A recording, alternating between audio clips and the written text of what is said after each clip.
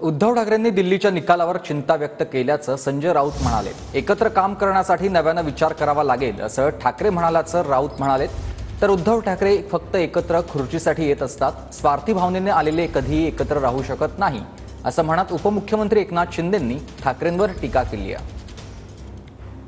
पक्षप्रमुख उद्धव ठाकरे यांनाही या सगळ्या घडामोडींबाबत चिंता व्यक्त केली। तेही असं करतात की आपल्याला एकत्रपणे काम करण्यासाठी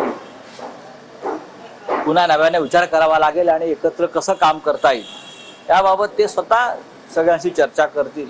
जनतेच्या भल्यासाठी येत नाहीत। जनतेचा विकास, राज्याचा विकास, देशाचा विकास त्यांच्या डोक्यात नसतो। स्वतःचा विकास कसा होईल, खुर्ची मला कशी मिळेल या खुर्चीच्या मोहामध्ये आणि ते सगळे एकत्र येत असतात। त्यामुळे स्वार्थी भावनेने मला काहीतरी मिळेल या भावनेने आलेले लोक कधी एकत्र राहू शकत नाही आणि एकत्र निवडणुका जिंकू शकत नाही। आम्ही खुर्चीसाठी लढत होती, मग तुम्ही कशासाठी लढताय त्याचा खुलासा, तुम्ही जनसेवेसाठी लढताय आणि बाकी सगळे खुर्चीसाठी लढताय।